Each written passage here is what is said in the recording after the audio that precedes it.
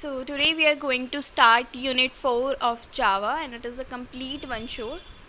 Let's get started without wasting our time. So here we have collections in Java. अब हमारा collection क्या होता है? Collection होता है हमारा एक ऐसा framework जो हमारे Java APIs प्रोवाइड करते हैं, जो कि हमारा हेल्प करता है मैनेज करने में। हम बहुत सारे, कोई भी हमारा एक बड़ा ग्रुप है ऑब्जेक्ट्स का, हम उसके साथ काम कर सकते हैं।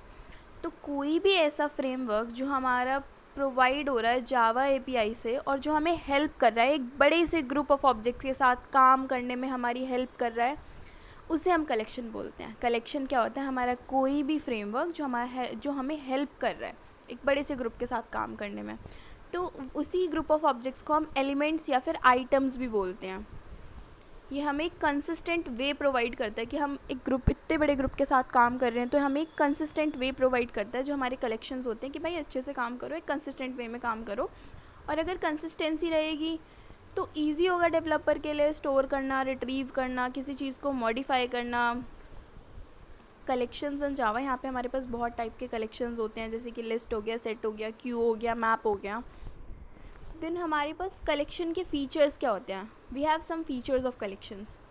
The very first one is unified architecture, मतलब वो एक प्रॉपर, एक कंसिस्टेंट वे, एक प्रॉपर आर्किटेक्चर में हमें कलेक्शंस रिप्रेजेंट करके देते हैं। दूसरा, वो जेनेरिक सपोर्ट होते हैं। तीसरा, डायनामिकली रीसाइज, हमारे जो कलेक्शंस होते हैं हम उन्हें रीसाइज कर सकते हैं, जो भी हमारी नीड होगी एलिमेंट्स को हम उतना रिट्रीव कर सकते हैं, ऐड कर सकते हैं एलिमेंट्स को। अभी कलेक्शंस क्या होते हैं हमारे? लिस्ट, सेट्स, टपल्स, हम सेइंग क्यू।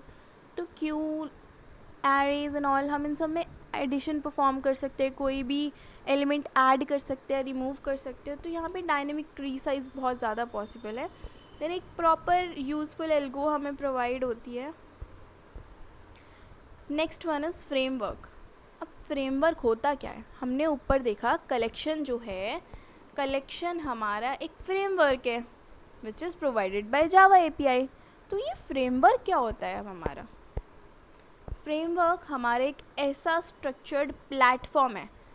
क्या है ये? हमारा प्लेटफॉर्म है जहाँ पर हमारी सारी pre defined classes, methods, tools और जो भी हमने डेवलप करा है, जो भी हमारा सॉफ्टवेयर डेवलपर है उसने जो भी चीज़ें बिल्ड करी हैं, जो भी एप्लीकेशन को मैनेज करना है, सारी चीज़ें स्टोर होती हैं। हमारी एक प्लेटफॉर्म होता है जहाँ पे हमारी सारी चीज़ें अवेलेबल हैं। क्लासेस हो गए, ऑब्जेक्ट्स हो गए, कोई भी एक बिल्ड इन कोड हो गया।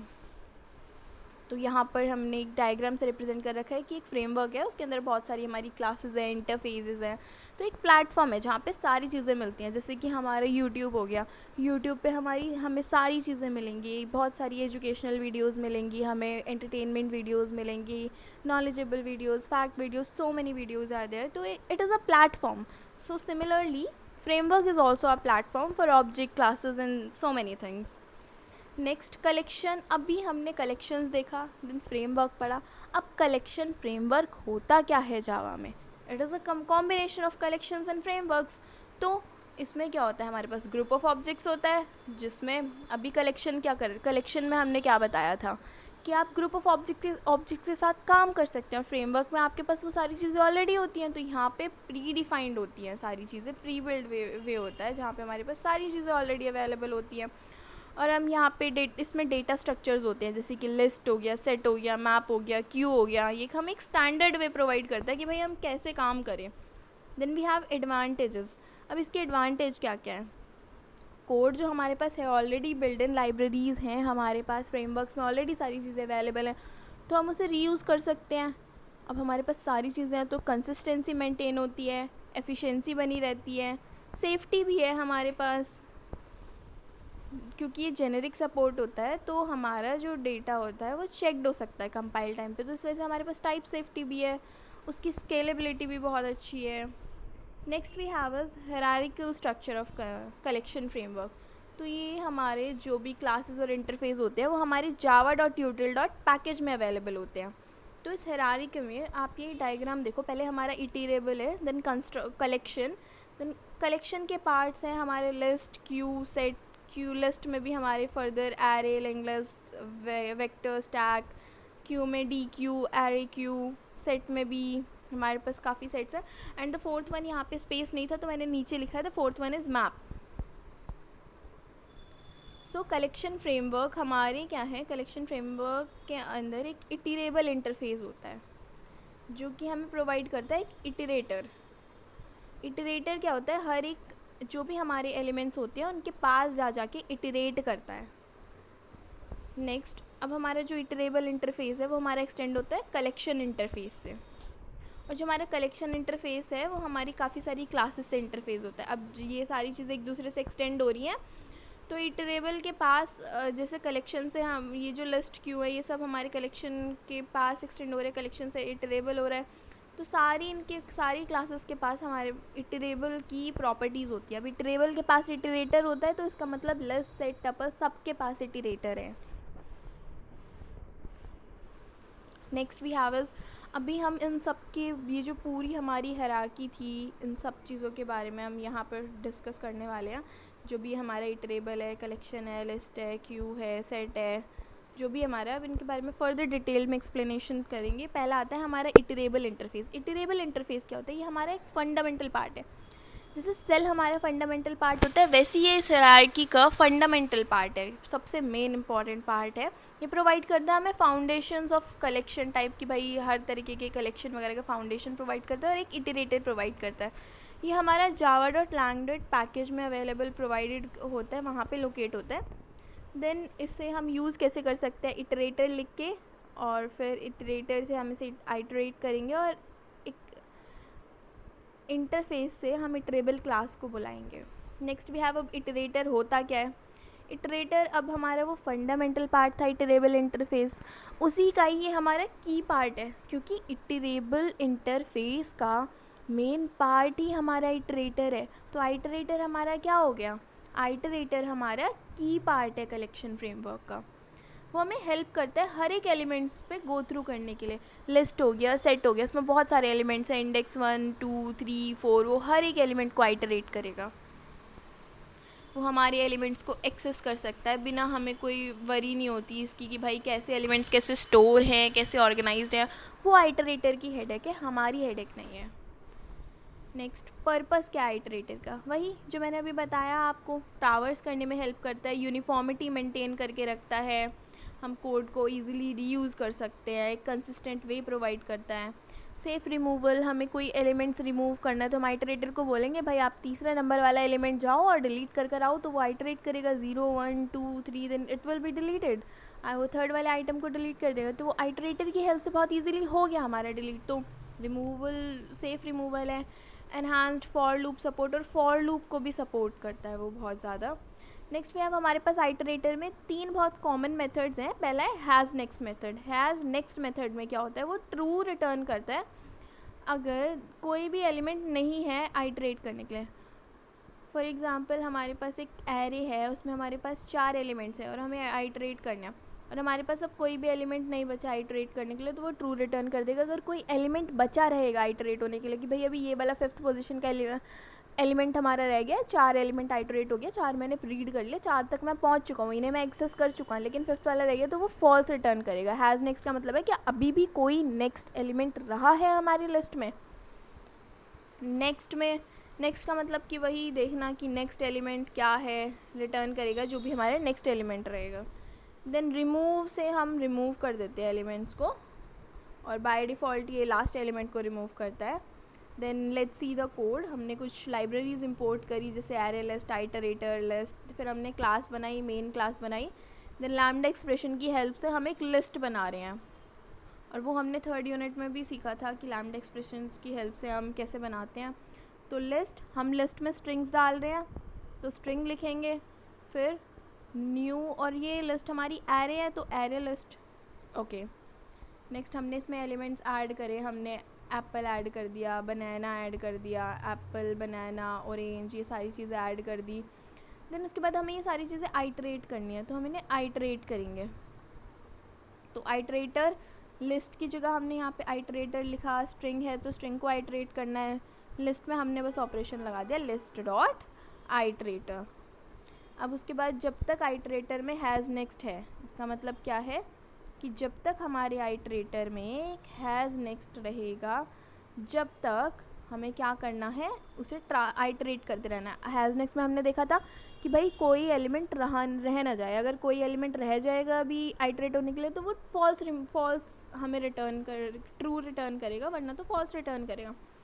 और अगर ऐसा हुआ आइटरेटर के पास हैज़ नेक्स्ट आ रहा है कि भाई अभी भी आ रहा है, कोई एलिमेंट है, ट्रू रिटर्न कर रहा है, तब तक हम उसे आइटरेट करते रहेंगे नेक्स्ट तक कि भाई नेक्स्ट वाला भी आइटरेट करो। और जब ये सारे एलिमेंट्स आइटरेट हो जाएंगे तो हम प्रिंट कर देंगे, जो हमारे फ्रूट्स हैं उन्हें प्रिंट कर देंगे। ओके, अभी आगे हम इसमें एक चेक कर सकते हैं कि जो हमने लिस्ट बनाई है कि उसमें बनाना है, बनाना इक्वल्स फ्रूट, जो हमने फ्रूट नाम की लिस्ट बनाई है उसमें बनाना है, अगर है तो उसे रिमूव कर दो। देन उसके बाद अब हमारी लिस्ट अपडेट हो गई है तो हम अपडेटेड लिस्ट को प्रिंट कर देंगे। नेक्स्ट वी हैव इस कलेक्शन इंटरफेस। कलेक्शन इंटरफेस हमारे बहुत मेन इंटरफेस होते हैं जावा कलेक्शन लाइब्रेरी में। ये हमारे रिप्रेजेंट करते हैं ग्रुप ऑफ ऑब्जेक्ट्स को, जिसे हम एलिमेंट्स बोलते हैं। और यहाँ पे हमारे सारे बेसिक ऑपरेशंस परफॉर्म होते हैं। ज़रूरी नहीं है कि एक स्पेसिफिक ऑर्डर में हो, यहाँ पे कोई डुप्लीकेट एलिमेंट्स अलाउ होते हैं। यहाँ पे कुछ फंक्शंस हैं। पहला है बुलियन ऐड। बुलियन ऐड में हम किसी भी एलिमेंट को ऐड करते हैं। बुलियन रिमूव में रिमूव करते हैं।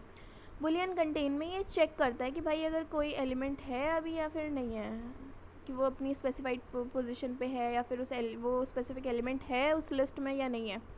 इंट साइज़ हमारा रिटर्न करता है कि कितने नंबर ऑफ़ एलिमेंट्स हैं हमारे कलेक्शंस में। देन आइटरेटर हमारा आइटरेट करता है।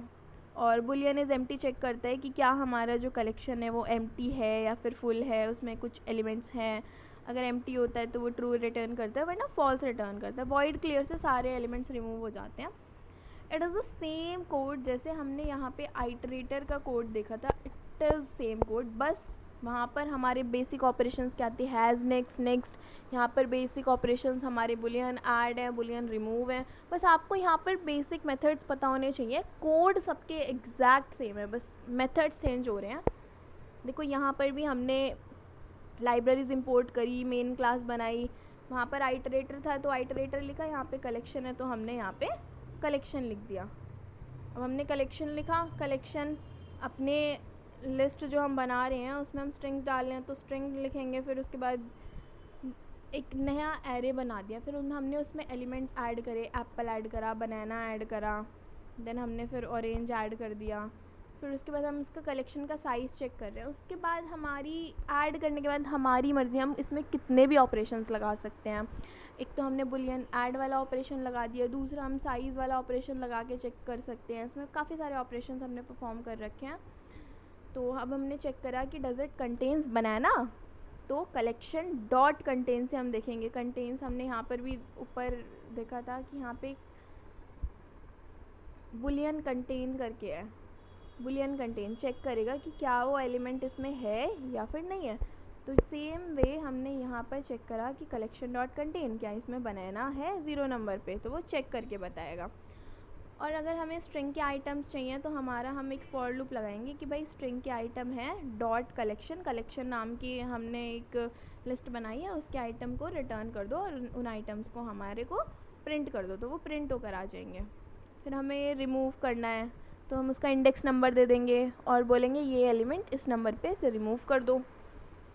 देन आफ्टर रिमूवल फिर हम चेक करेंगे कि क्या वो लिस्ट हमारी एम्प्टी है या नहीं है, तो कलेक्शन इज़ एम्प्टी करके हम चेक कर देंगे। अगर हमें सारे एलिमेंट्स क्लियर करने हैं तो डॉट क्लियर कर देंगे। नेक्स्ट वी हैव इस कलेक्शन और कलेक्शंस में फ़र्क क्या होता है। कलेक्शन जो होता है वो हमारे रिप्रेजेंट करता है एक ग्रुप ऑफ ऑब्जेक्ट्स को, और जो हमारा कलेक्शंस होता है वो प्रोवाइड करता है एक यूटिलिटी मेथड को कि कलेक्शंस के साथ काम कैसे करना है हमें। ये हमारा इंटरफेस होता है जो कि यूज्ड होता है कलेक्शन के बिहेवियर को डिफ़ाइन करने के लिए। ये हमारे एक utility class providing static method for collection manipulation. ये हमारा कलेक्शंस नॉट पैरामीटराइज्ड होता है, वो हमारा पैरामीटराइज्ड होता है, पैरामीटराइज्ड हो सकता है। हमारा चेक्ड एक्सेप्शन होता है, ये हमारा अनचेक्ड एक्सेप्शन होता है। कलेक्शन को हम इम्प्लीमेंट कर सकते हैं बहुत सारी क्लासेस से, लेकिन कलेक्शंस को हम नहीं कर सकते।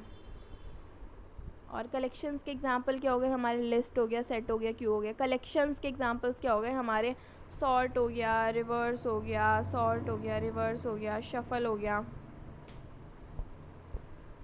ओके, नेक्स्ट इज़, अब हमारे कलेक्शंस में बहुत हमने देखे थे 4 तरीके के हमारे पास कलेक्शंस होते हैं। The very first one is list. अब लिस्ट आप सबको पता ही है कि एक लिस्ट क्या होती है। ये हमारा पहली बात तो चाइल्ड है कलेक्शन इंटरफेस का। ये हमारे डेटा को लिस्ट फॉर्मेट में स्टोर करने में हेल्प करता है। हमारे यहाँ पे डुप्लीकेट वैल्यूज़ आ सकती हैं। और लिस्ट हमारी 4 तरीके की होती हैं। पहला हमारा array, vector, stack, link list. तो इसकी कैरेक्टरिस्टिक्स क्या है, ये जो एलिमेंट्स हैं ये हमारे ऑर्डर में ऐड होने चाहिए। ये हमारी लिस्ट हमेशा ऑर्डर्ड होती है, इंडेक्स्ड होती है, रीसाइजेबल होती है। हम अपनी मर्ज़ी से उसका साइज़ ग्रो भी कर सकते हैं, ऐड कर सकते हैं एलिमेंट्स को, रिमूव कर सकते हैं एलिमेंट्स को, और सर्चेबल होती है। अब इसमें कुछ की मेथड्स हैं। पहला वॉइड ऐड। अब डॉट ऐड से हम कोई भी एलिमेंट्स लिस्ट में ऐड कर सकते हैं उसका इंडेक्स नंबर प्रोवाइड करके, और जो भी एलिमेंट हमें ऐड करना है उससे ऐड करके। देन ई गेट से हमें कोई भी एलिमेंट हमें अगर रिटर्न करना है कि भाई हमें इसकी पोजीशन चाहिए, तो हम ई गेट लगा देंगे और उसका इंडेक्स नंबर मेंशन कर देंगे, तो हमें वो एलिमेंट मिल जाएगा। ई सेट, अगर हमें कोई भी चीज़ सेट करनी है तो हमें वो एलिमेंट देना पड़ेगा। अब कहाँ पर सेट करनी है तो उसका हमें इंडेक्स नंबर भी प्रोवाइड करना पड़ेगा। ई रिमूव, कोई भी एलिमेंट हमें रिमूव करना है, तो काफ़ी सारे इसमें ऑपरेशंस हैं। तो अभी हम इसके इम्प्लीमेंटेशन पे आते हैं। 4 तरीके से इम्प्लीमेंट कर सकते हैं। पहला हमारा एरे लिस्ट है। एरे क्या होता है, एक हमारा रिसाइजेबल एरे इम्प्लीमेंटेशन है जो हमें एक डायनेमिकली वे प्रोवाइड करता है। एरे बेसिकली जो अभी तक एरे हम पढ़ते हुए आ रहे हैं, यहाँ पे आपको वही एरे डिस्क्राइब करना है। तो एरे की की फीचर्स क्या है, हमारा एक रिसाइजेबल एरे होता है, यहाँ पे रैंडम एक्सेस होता है, डुप्लीकेट एलिमेंट्स अलाउड होते हैं, और ये हमारा इंसर्शन का ऑर्डर मेंटेन करता है। एरे में जिस टाइप से हम इंसर्ट करेंगे वो उसी टाइप से उसी ऑर्डर में हमारे सारे एलिमेंट्स स्टोर होंगे। अब कॉमनली यूज़ कुछ कंस्ट्रक्टर्स होते हैं एरे में। पहला एरे लिस्ट, यहाँ पे इसकी इनिशियल कैपेसिटी अगर हमने नहीं बताई तो वो 10 ही होगी। Array list int initial capacity, ये हमारा क्रिएट करता है कि भाई इसकी इनिशियल कैपेसिटी हम स्पेसिफाई करेंगे। Then array list collection extend DC, इसका मतलब क्या है कि हमारी जो एरे की कैपेसिटी है जो भी हम उसमें एलिमेंट्स डाल रहे हैं वो इंक्रीज़ हो सकती है। Next we have is link list class. Link list हमारी यहाँ पे हम डबल लिंक लिस्ट यूज़ करते हैं। और डबल लिंक लिस्ट में क्या होता है कि भाई एक नोड होती है और हमारे पास 2 पॉइंटर होते हैं। एक हमारा आगे नेक्स्ट जिसमें एक पहली वाली जो नोड होती है उसमें हमारा प्रीवियस नोड का एड्रेस स्टोर होता है। ये हमारी एक लिंक लिस्ट है।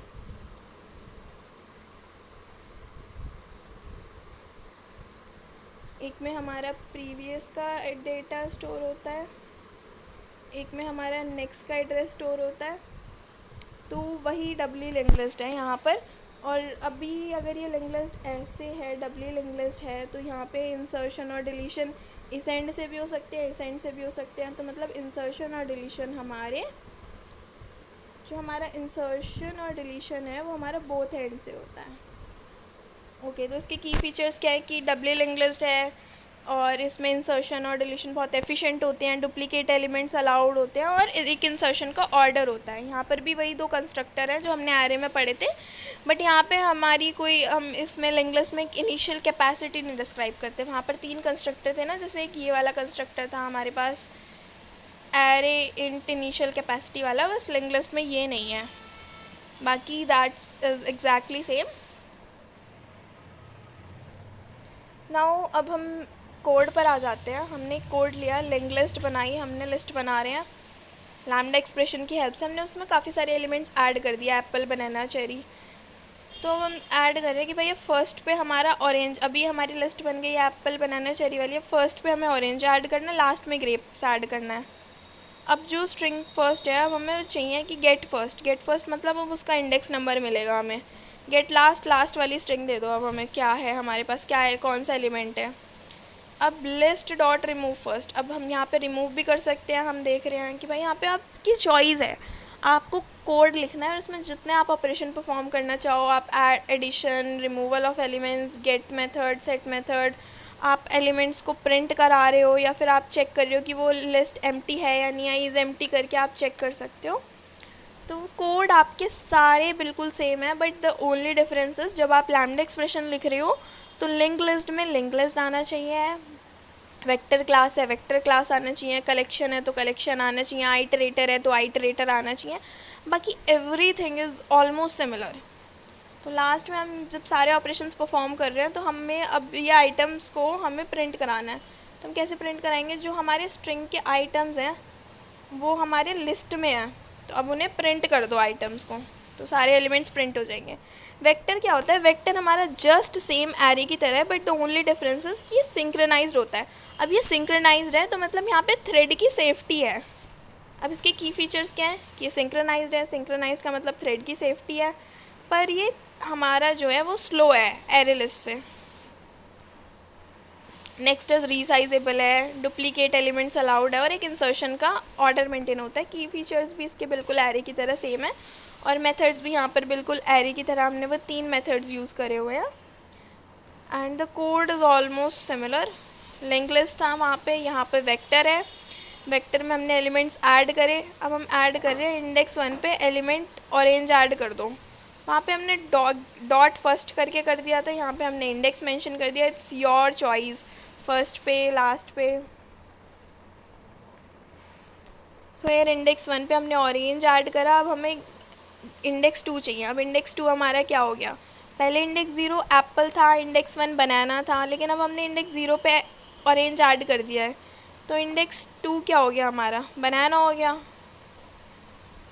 पहले इंडेक्स 2 हमारा चेरी था, नेक्स्ट हमने इंडेक्स 2 पे ब्लूबेरी ऐड कर दिया। फिर हम रिमूव भी कर सकते हैं, किसी भी इंडेक्स को हम रिमूव कर सकते हैं, that's completely our choice. And then उसके बाद हमने जो वेक्टर बनाया है उसे हम प्रिंट कर देंगे फॉर लूप लगा के कि फॉर स्ट्रिंग आइटम वेक्टर है वो हमारे, और उन्हें प्रिंट कर दो।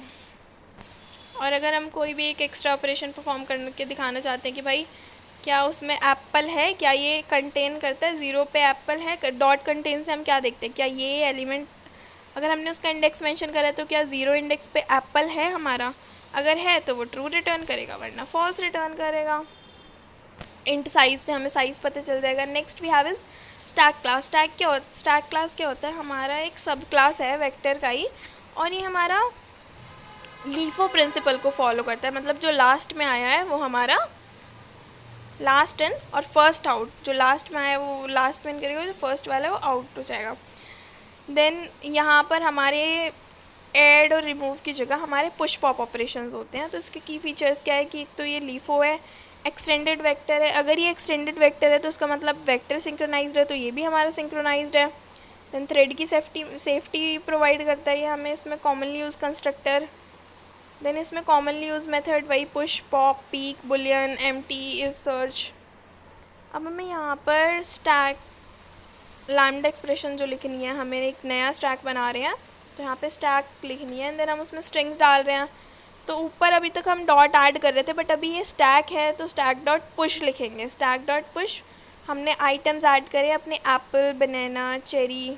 देन हम स्टैक डॉट पीक, पीक क्या करता है, सारे एलिमेंट्स को रिटर्न करने में हमें हेल्प करता है, वहाँ पे पहुँचने में हेल्प करता है, तो हमने डॉट पीक लगाया। अब हम क्या कर रहे हैं, स्ट्रिंग को रिमूव कर रहे हैं और पॉप ऑपरेशन लगा रहे हैं कि भाई जो भी है अब हमें स्टैक खाली करना है, एक एक करके वो सारे हमारे पॉप होते रहेंगे। और वो पॉप कब तक होंगे, जब तक हमारी वो एम्प्टी ना हो जाए स्टैक। तो हम पहले उसके लिए हमें चेक करना पड़ेगा, जैसे हमने एक एलिमेंट पॉप करा तो हम चेक करेंगे क्या वो एम्प्टी है, नहीं है तो दोबारा वो पॉप करने जाएगा। तो हम पहले चेक करेंगे कि Boolean is empty stack dot empty से। अब उसके बाद हमने वाइल लूप लगाया कि अगर वो एम्प्टी, क्या वो एम्प्टी है, अगर वो एम्प्टी नहीं है तो स्टैक डॉट पॉप करो जब तक वो एम्प्टी नहीं हो जाता। अब नेक्स्ट वी हैव इज़ जो हमारा कलेक्शन इंटरफेस था, अब हमारा लिस्ट ख़त्म हो गया। दूसरा आता है हमारा क्यू इंटरफेस। क्यू इंटरफेस क्या होता है, ये हमारा फीफो प्रिंसिपल को फॉलो करता है। यहाँ पे मतलब होता है फर्स्ट इन और फर्स्ट आउट। इसकी की फीचर्स क्या है कि ये फीफो को फॉलो करता है, अलग अलग तरीके से इम्प्लीमेंट हो सकता है। प्रायोरिटी क्यू में, एक डी क्यू में हम इम्प्लीमेंट कर सकते हैं, बहुत सारे ऑपरेशंस हम परफॉर्म कर सकते हैं, इंसर्शन डिलीशन। और यहाँ पर हमारा जो डिलीशन होता है वो फ्रंट एंड से होता है और इंसर्शन हमारे रियर एंड से होता है। कुछ कॉमनली यूज़ मेथड्स हैं हमारे पास, जैसे कि बुलियन ऐड हमारा ऐड करता है, बुलियन ऑफ़र। ऑफ़र क्या करता है, हमारा रिटर्न करता है अगर एलिमेंट सक्सेसफुली एडेड हो गए हैं। नेक्स्ट ई रिमूव, हमारे एलिमेंट्स को रिमूव कर देता है। ई पोल क्या करता है, हमारा रिमूव भी करता है और रिटर्न करता है जो हमारा एलिमेंट फ्रंट पे है। अगर कोई भी एलिमेंट इसने रिटर्न नहीं करा, इसका मतलब इसने नल रिटर्न करा, तो क्यू हमारा एम्प्टी है। देन ई डॉट पीक तो हमारा रिट्रीव करता है, और ई एलिमेंट जो होता है वो हमारे ये रिट्रीव करता है, बस किसी एलिमेंट को रिमूव नहीं करता। अब यहाँ पर हम सेम कोड लिखेंगे क्यू के लिए। पहले हमने एक मेन क्लास बना ली, देन उसके बाद हमने लैम्डा एक्सप्रेशन से क्यू के लिए नई लिस्ट क्यू बना लिया। देन एलिमेंट्स ऐड करे हमने अपने क्यू में, और फिर हमने उसे पीक करा, रिट्रीव करे सारी एलिमेंट्स को। अब यहाँ पर पोल हमारा डिलीशन के लिए यूज़ होता है, जैसे हमारा स्टैक में पॉप यूज़ हो रहा था, यहाँ पे पोल यूज़ होता है। और हम लेने को तो यहाँ पे रिमूव भी ले सकते थे, ई डॉट रिमूव भी ले सकते थे, लेकिन हमने ई डॉट पोल ही क्यों लिया, क्योंकि ये रिमूव करता है और रिटर्न भी करता है एलिमेंट को जो हमारे फ्रंट पे है। देन उसके बाद हम चेक करेंगे क्या वो एम्प्टी है या नहीं। अगर वो जब तक वो एम्प्टी नहीं हो जाता तब तक हम क्यू डॉट पोल वाला ऑपरेशन लगाते रहेंगे, क्योंकि हमें क्यू एम्प्टी करना है। अब इसके दो फर्दर क्लासिफिकेशन है, एक तो हमारा होता है प्रायोरिटी क्यू और दूसरा होता है डी क्यू। प्रायोरिटी क्यू क्या होता है, जिसकी प्रायोरिटी पहले है उसमें ही डिलीशन ऑपरेशन होगा, वही पहले डिलीट होगा। इंसर्शन का ऑर्डर कुछ भी हो सकता है, लेकिन यहाँ पे प्रायोरिटी की बेसिस पे होता है इंसर्शन डिलीशन जो भी होता है हमारा।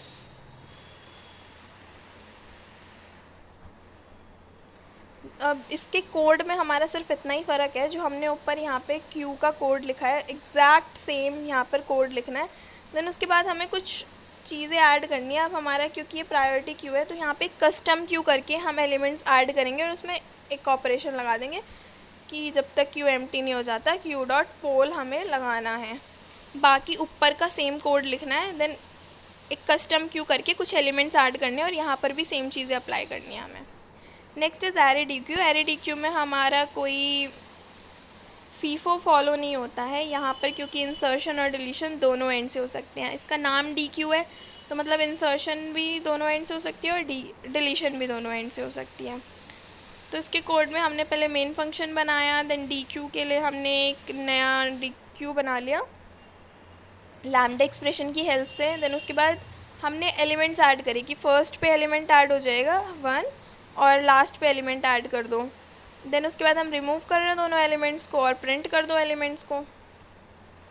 Okay, next we have is set interface. Set interface जैसे ही नाम है आ गया सेट, सेट से हमें साफ साफ पता चल जाता है कि कोई भी डुप्लीकेट एलिमेंट्स हमारे यहाँ पर आ नहीं सकते हैं। सेट हमारा अलाउ ही नहीं करता है डुप्लीकेट एलिमेंट्स को। ये हमारा जावा कलेक्शंस का पार्ट है। देन उसके बाद हमारे यहाँ पे काफ़ी तरीके से इम्प्लीमेंट हो सकता है, hash set, linked set, tree set. इसके फीचर्स क्या हैं कि ये इसमें कोई डुप्लीकेट एलिमेंट्स नहीं अलाउड हो सकते, ऑर्डर्ड भी हो सकता है, अनऑर्डर्ड भी हो सकता है, क्योंकि जो इसके वेरिएंट हैं जिसमें ये इम्प्लीमेंट होता है, कोई कोई हमारा ऑर्डर्ड होता है और कोई कोई हमारा अनऑर्डर्ड होता है। So we can't say it is as a ordered और unordered, it depends on us implementation. Then इसमें सारे ऑपरेशंस बहुत अच्छे से परफॉर्म होते हैं, addition, removal and all. Next the very first one, पहला सेट टाइप क्या है हमारा, हैश सेट क्लास। अब हमारा हैश सेट क्लास क्या होता है, ये हमारा यूज़ करता है हैश टेबल को स्टोर करने के लिए एलिमेंट्स, और ये डुप्लीकेट एलिमेंट्स को अलाउ नहीं करता, और ये एक स्पेसिफिक ऑर्डर भी अलाउ नहीं करता। ये किसी भी तरीके से एलिमेंट्स को ऐड कर सकता है, कोई एक ऑर्डर मेंटेन नहीं है, स्पेसिफाइड नहीं है। और अब सेट है तो डुप्लीकेट एलिमेंट्स तो अलाउड होंगे नहीं, तो उसका की फीचर क्या हो गया कि नो डुप्लीकेट एलिमेंट्स, और एलिमेंट्स हमारे जो है वो अनऑर्डर्ड हैं। अभी तक हमने जितनी भी चीज़ें पढ़ी है वहाँ पे सब में ऑर्डर्ड एलिमेंट्स थे, लेकिन यहाँ पर हैश सेट में अनऑर्डर्ड है, और ये सिंक्रोनाइज्ड भी नहीं है, कोई थ्रेड सेफ्टी भी नहीं है यहाँ पर। तो हम यहाँ पे कलेक्शन सिंक्रोनाइज्ड यूज़ करते हैं ताकि थ्रेड सेफ्टी अगर हमें चाहिए होती है तो, क्योंकि इसके पास कोई पहले से थ्रेड सेफ्टी तो होती नहीं। Now let's move to the code. हमने एक सेट बनाया, उसमें एलिमेंट्स ऐड करे। अब यहाँ पे एप्पल आ गया, डुप्लीकेट एलिमेंट है हमारा एप्पल, तो ये एप्पल हमारा ऑटोमेटिकली इग्नोर हो जाएगा, ये हमारा काउंट ही नहीं होगा। एक फर्स्ट वाला एप्पल काउंट होगा, हमारा लास्ट वाला एप्पल काउंट नहीं होगा। अब हम इसमें ऑपरेशंस लगा सकते हैं। अभी तक हमने जितने ऑपरेशंस पढ़े हैं, आप कोई सा भी ऑपरेशन लगा सकते हैं। हमने यहाँ पे लगा के देख रखा है कि डॉट कंटेन्स, क्या उसमें बनाना है 0 इंडेक्स पे, नहीं है, और अगर है तो उसे रिमूव कर दो। ओके, देन दो ऑपरेशंस हमने परफॉर्म करके दिखा दिए, इन्हें कंटेन्स और रिमूव का।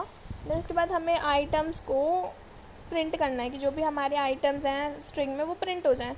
तो फॉर स्ट्रिंग आइटम, और अब हमारा ये सेट है, तो सेट मैप कर दिया हमने इसे सेट के साथ और प्रिंट कर देंगे। यहाँ तक कोड सफिशेंट है, बाकी आपकी मर्ज़ी, आप आगे और भी कुछ ऑपरेशंस परफॉर्म करके दिखाना चाहो। जैसे यहाँ पे लिखा हुआ है सेट डॉट साइज़, सेट का साइज़ क्या है, क्या वो सेट एम्प्टी है या नहीं है। अगर एम्प्टी नहीं है तो हमने क्लियर कर दिया। डॉट क्लियर से क्या होगा, हमारे जितने भी एलिमेंट्स होंगे सेट में वो सारे क्लियर हो जाएंगे। Now we have is linked hash set. Linked hash set में भी हमारी डबल लिंक्ड हैश सेट क्या होता है, लिंक्ड और हैश, तो मतलब ये कॉम्बिनेशन है हमारा लिंक्ड लिस्ट और हैश का, और हम यहाँ पर डबली लिंक्ड लिस्ट यूज़ कर रहे हैं। तो डबली लिंक्ड लिस्ट और हैश का कॉम्बिनेशन है ये, जिसके फीचर्स क्या हो गए। अब लिंक्ड लिस्ट है तो भाई लिंक्ड लिस्ट में हमने देखा था ऑर्डर्ड होती है, तो ये ऑर्डर्ड है, डुप्लीकेट एलिमेंट्स अलाउड नहीं है, बहुत सारे ऑपरेशंस हम परफॉर्म कर सकते हैं। और डबली लिंक्ड लिस्ट स्ट्रक्चर होता है, लिंक्ड लिस्ट स्ट्रक्चर होता है। देन सेम यहाँ पर कोड बिल्कुल सेम है, वहाँ पे सेट था, यहाँ पे लिंक्ड हैश सेट है, एलिमेंट्स ऐड करे। देन उसके बाद हम चेक कर रहे हैं कि यहाँ पे ये बनाना है या नहीं है, या फिर रिमूव करके दिखा दिया कोई एलिमेंट हमने। देन हम प्रिंट कर रहे हैं, आइटरेट कर रहे हैं। द कोड इज़ ऑल, सबके कोड बिल्कुल सेम है, आपको बस दो ऑपरेशन परफॉर्म करके दिखा देने हैं और फिर उसे प्रिंट कर देना है फॉर लूप लगा के। और अगर वो स्टैक और क्यू वाला होगा तो स्टैक और क्यू में आपको वो एम्प्टी करना है, तो पहले डॉट पी का ऑपरेशन लगेगा, देन उसके बाद डॉट पॉप लगेगा, क्यू ओवर तो डॉट पोल लगेगा। और हम तब तक उसे वो करते रहेंगे जब तक हमारे वो एम्प्टी नहीं हो जाता, तब तक हम उसे पॉप करते रहेंगे। सारे कोड्स ऑलमोस्ट सिमिलर हैं, इसलिए ये चैप्टर बहुत ज़्यादा ईजी है, क्योंकि इसमें कुछ है ही नहीं। थ्योरी आपको सबको पता है कि भाई लिस्ट क्या होता है, एरे क्या होता है, और कोड, एक कोड अगर आपको समझ आ गया तो आप सारे कोड बिना किसी गलती के, बिना किसी एरर के लिख सकते हैं। Okay, next we have a sorted set. Sorted set क्या करता है, हमारा सॉर्ट कर देता है असेंडिंग ऑर्डर में, डिसेंडिंग ऑर्डर में, किसी भी ऑर्डर में हम सॉर्ट कर रहे हैं एलिमेंट्स को। ये डॉट सॉर्ट करके हम यूज़ करते हैं, तो ये हमारा ऑर्डरिंग में हेल्प करता है। दूसरा, ये प्रोवाइड करता है हमें methods to view the subset of the set, हम सबसेट्स को भी देख सकते हैं। और फिर उसके बाद कॉमनली मेथड, तो इसमें क्या है, हमारा ई डॉट फर्स्ट, ये हमारा रिटर्न करेगा first element, E dot last हमारा लास्ट एलिमेंट रिटर्न करेगा। कंपैरेटर जो है वो हमारा कंपेयर करेगा दोनों एलिमेंट को। अब हम sorted set e head set e to element, इसका मतलब क्या है, हमें रिटर्न करेगा एक ऐसा set whose elements are strictly less than elements। यहाँ पे लिखा हुआ है ना ई टू एलिमेंट, तो इसका मतलब क्या है कि हमें एक ऐसा, जो भी हमारे सेट के एलिमेंट्स होंगे जो हमारे लेस देन होंगे, मतलब जो भी हमारी कंडीशन होगी उससे पहले के जितने भी वो होंगे वो सारे हमें रिटर्न हो जाएंगे। Then sorted set e tail set, वो हमारा हेड सेट था तो लेस देन एलिमेंट्स को रिटर्न कर रहा था, अब हमारा ये टेल सेट है, तो जो भी हमने सेट प्रोवाइड करा है उससे जितने भी ग्रेटर देन एलिमेंट्स होंगे यहाँ पर वो आएंगे।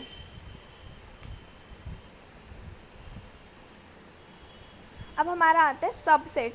सबसेट में क्या होता है, यहाँ पे हम एक रेंज प्रोवाइड करते हैं कि from this element to this element, मतलब फ्रॉम एलिमेंट में हम फ्रॉम जो वर्ड था वो हम टेल सेट में यूज़ कर रहे थे। टेल सेट का मतलब क्या है, ग्रेटर देन, तो यहाँ पे मतलब जो भी हमारा बड़ा एलिमेंट होगा, और टू हम यूज़ कर रहे थे हेड सेट में, हेड सेट का मतलब क्या है, लेस देन, तो मतलब कोई भी यहाँ पे एक बड़ा एलिमेंट होगा हमारा, कोई भी एक नंबर होगा 10 मान लो हमारा, और यहाँ पे 5, इसके बीच में जो भी हमारे सेट्स होंगे वो हम प्रोवाइड करेंगे। यहाँ पे एक रेंज प्रोवाइड हो जाती है, एक रेंज प्रोवाइड कर देते हैं हम।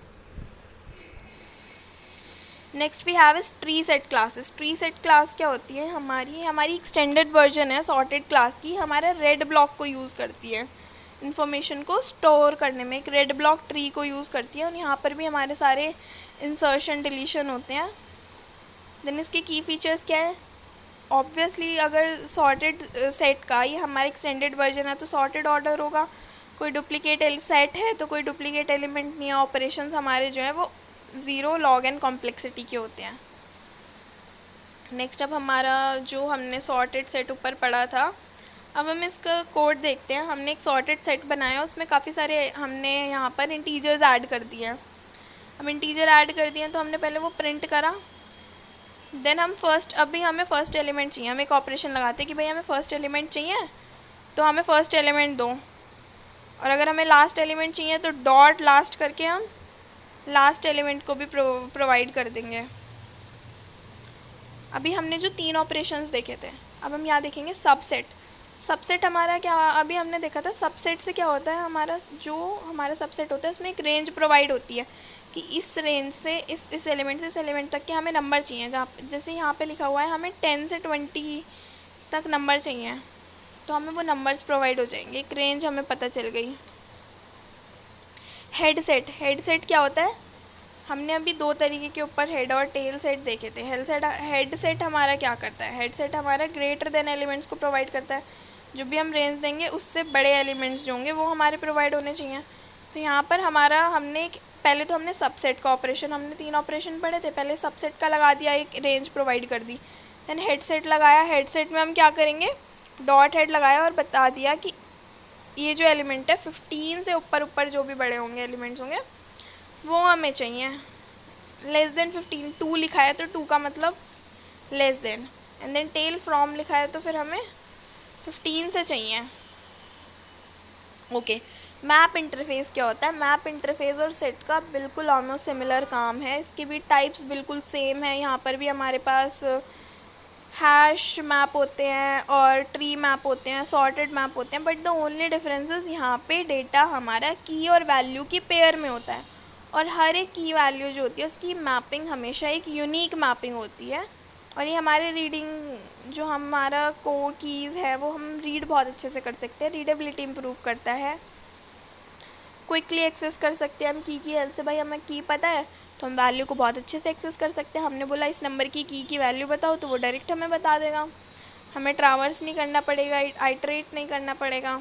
तो उसकी कैरेक्टरिस्टिक्स क्या है कि की वैल्यू पेयर में अटैच्ड होता है, दूसरा यूनिक कीज़ होती है और कोई ऑर्डरिंग नहीं होती, एफिशिएंट रिट्रीवल होता है। यहाँ पे हमारे पास ये भी 4 टाइप के हैं। पहले तो हैश मैप का इम्प्लीमेंटेशन होता है हमारा हैश टेबल से। दूसरा होता है हमारा लिंक्ड हैश मैप क्या करता है, लिंक लिस्ट और डब्ल्यू लिंक लिस्ट और हैश मैप का कॉम्बिनेशन होता है। ट्री हमारा रेड ब्लॉक ट्री यूज़ करता है, हैश टेबल हमारा हैश टेबल यूज़ करता है ऑर्डरिंग में। हैश मैप में कोई गारंटेड ऑर्डरिंग नहीं होती, लेकिन लिंक लिस्ट में लिंक लिस्ट आ रही है, लिंक्ड हैश मैप में तो ऑर्डरिंग है। ट्री मैप में सॉर्टेड ऑर्डर होता है, वो कीज़ के ऊपर बेस्ड होता है कि भाई ऑर्डर हमारा जो भी हमारी सॉर्टिंग हो रही है उसके ऊपर डिपेंड करता है, अगर असेंडिंग है डिसेंडिंग है। देन हैश मेबल में हम कोई गारंटी नहीं दे सकते ऑर्डरिंग की, जैसे हमारा हैश मैप था। तो अब हमारा हैश मैप आ जाता है। हमने यहाँ पे काफ़ी सारे एलिमेंट्स ऐड करे, पहले एक लैम्डा एक्सप्रेशन से हैश मैप बना लिया, देन उसके बाद हमने काफ़ी सारे एलिमेंट्स ऐड करे। तो यहाँ पर रादर देन राइटिंग ऐड हमें लिखना है डॉट ऐड। अभी तक हम यूज़ करते आ रहे थे, मैप में हम डॉट पुट लिखेंगे। क्या लिखेंगे, डॉट पुट। ओके, अब हमने काफ़ी सारी अपनी कीज़ और वैल्यूज़ को ऐड कर दिया। अब हम यहाँ से चाहें तो अपनी कीज़ को भी रिटर्न करा सकते हैं, जैसे कि हमने लिखा हैश मैप अब हमने प्रिंट कराना है पूरा जो हैश मैप है हमारी की वैल्यूज़ के साथ रिटर्न हो कराएगा। उसके बाद हमें अगर की चाहिए बॉब हमने की प्रोवाइड कर दी तो हम इसका वैल्यू प्रोवाइड हो जाएगी। तो हमें वैल्यू चाहिए, हमने की बता दी कि की जो है वो बॉब है, अब हमें 25 रिटर्न होगा। देन उसके बाद हमें रिमूव करना है चार्ली, तो हमारा चार्ली रिमूव हो जाएगा, ये की हमारी रिमूव हो जाएगी। अब की रिमूव होगी तो साथ साथ वैल्यू भी रिमूव हो जाएगी। अब चार्ली को रिमूव करने के बाद हमारा हैश मैप क्या हो गया। फिर अब हम उसमें चेक कर रहे हैं क्या उसमें अलाइस है, क्या उसमें एक ऐसी की है जिसका नाम अलाइस है। अगर उसमें होगा तो वो ट्रू रिटर्न करेगा, वरना वो फॉल्स रिटर्न कर देगा। फिर हम चेक कर रहे हैं उसकी वैल्यू क्या उसमें कोई ऐसा है जिसकी वैल्यू 30 है।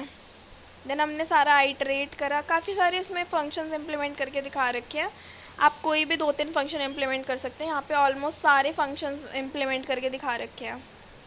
Linked hash map exact same है हमारा हैश मैप की जो तरह, बस द ओनली डिफरेंसेस जहाँ पे हमारा हैश मैप आ रहा है वहाँ पे लिंक्ड हैश मैप आ जाएगा। नाउ ट्री मैप भी हमारा बिल्कुल सेम ही है। यहाँ पर भी हमने कुछ ऑपरेशंस परफॉर्म करके दिखा रखे, जैसे कि dot gate, dot remove.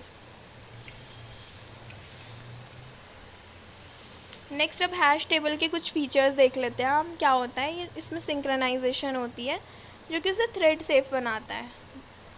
Then उसके बाद हमारे पास कोई जो हमारा हैश मैप था उसमें नहीं थी सिंक्रोनाइजेशन, लेकिन हैश टेबल में सिंक्रोनाइजेशन होती है। कोई भी नल वैल्यू नहीं हो सकती, की और पेयर की, नल की और नल वैल्यूज़ अलाउड नहीं करता। एक लेगेसी को कंसीडर करता है क्लास की, जो कि हमारा पार्ट होता है ओरिजिनल वर्जन का जावा में, और इसकी परफॉर्मेंस बहुत अच्छी होती है। Next we have is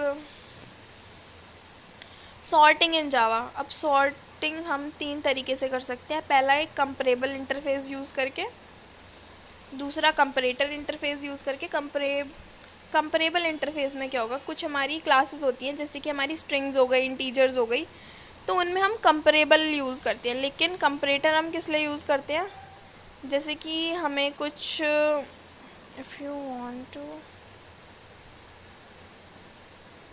like list and all अगर हमें कंपेयर करनी है, तो यहाँ पर हम कंपेरेबल में हम कंपेयर टू यूज़ करते हैं, और ऑब्जेक्ट्स हमारे जो है वो ऑर्डर में आ जाते हैं। जो हमें डिफ़ाइन करता है कंपेयर टू, ये मेथड हमें डिफ़ाइन करता है कि ऑब्जेक्ट्स जो है वो हमारे एक ऑर्डर में हैं।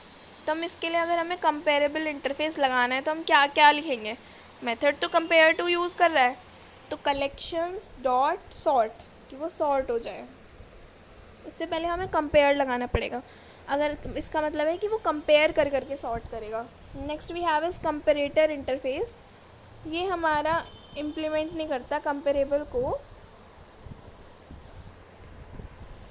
देन उसके बाद वहाँ पर कंपेयर टू यूज़ कर रहे थे, यहाँ पे हम कंपेयर मेथड यूज़ करेंगे, जो हमारे डिफ़ाइन करता है कस्टम सॉर्टिंग रूल्स। एक प्रॉपर रूल प्रोवाइड कर देता है हमें। ओहो व्हाट हैपेंड।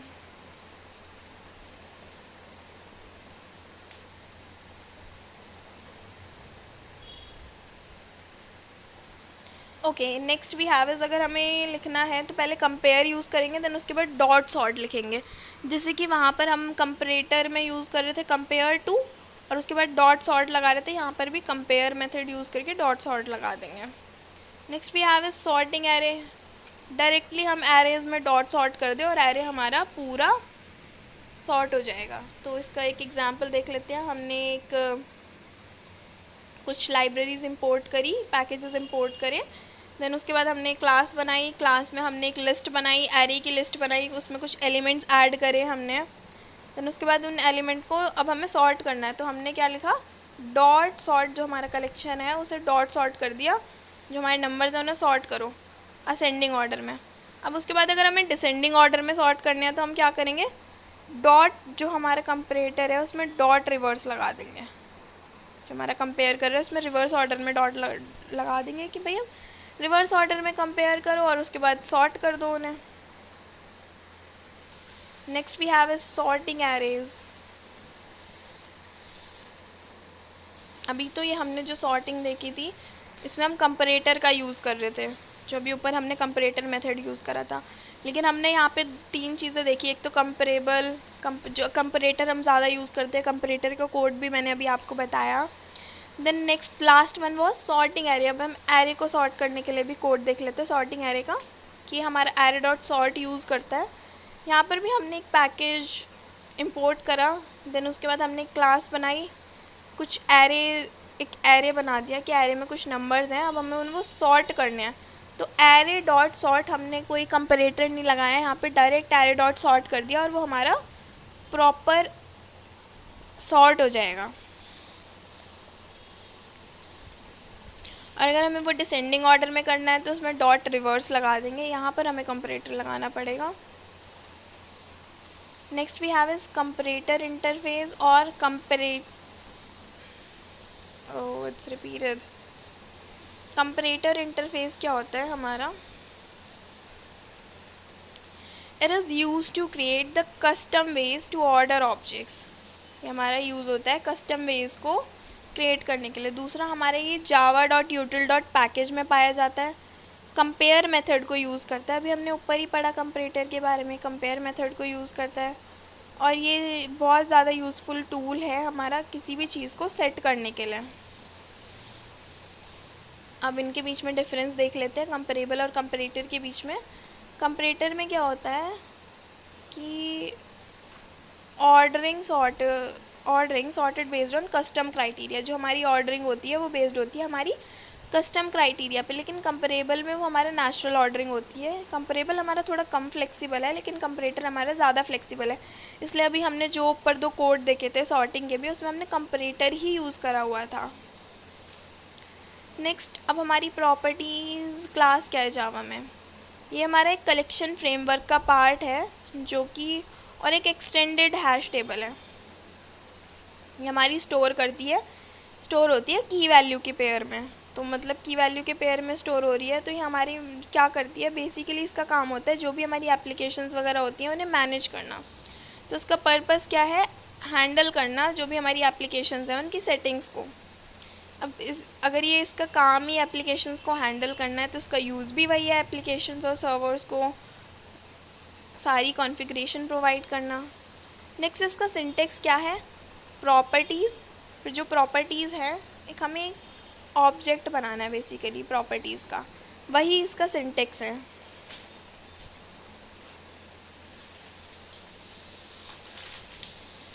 अभी इसके कोड पर आ जाते हैं। हमने कुछ लाइब्रेरीज इंपोर्ट करी, जैसे कि input output exception, streams, files.